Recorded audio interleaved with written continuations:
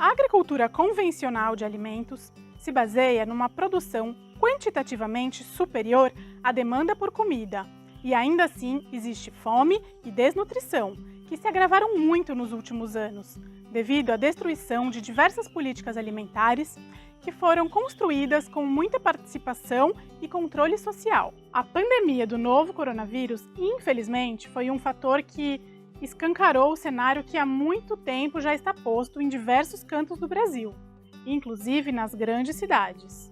O desperdício de alimentos é um subproduto esperado de um sistema alimentar com foco meramente econômico.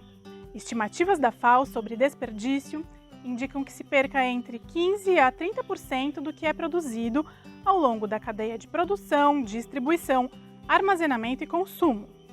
Outros levantamentos não oficiais chegam a mencionar até cerca de 90% de desperdício em determinadas cadeias.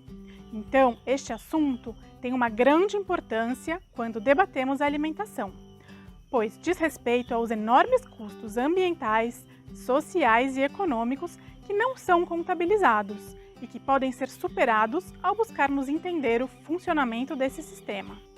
O problema é sistêmico e a solução permeia muitas camadas coletivas para promover as mudanças das bases dos sistemas alimentares, que seguem estimulando tantos desperdícios.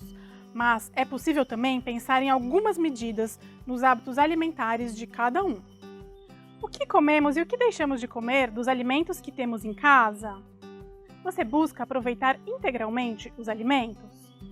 Já procurou saber se as partes que você sempre descarta têm como serem aproveitadas? Algumas partes que geralmente não são consumidas num determinado lugar podem ser até comuns na culinária de outra região.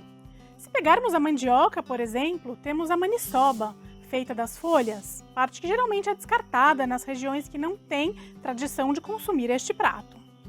Mas muito cuidado! É preciso conhecer as partes que vamos ingerir, saber primeiro se é comestível e depois saber se é necessário algum tipo de processamento, como a fervura da folha, para eliminar o potencial de toxicidade da planta.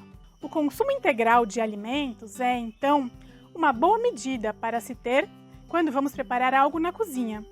Ramas, talos, cascas, flores, sementes e outras partes que acabamos separando para descarte, muitas vezes podem ser comidos.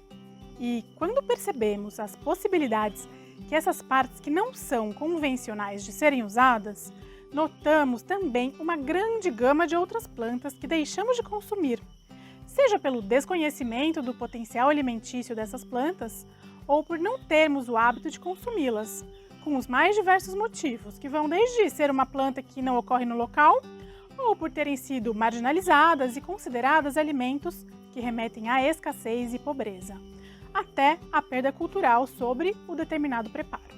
Apesar de muitas delas serem parte das diversas culturas alimentares no Brasil e no mundo, aqui elas ficaram mais popularizadas pelo termo punk, que significa plantas alimentícias não convencionais.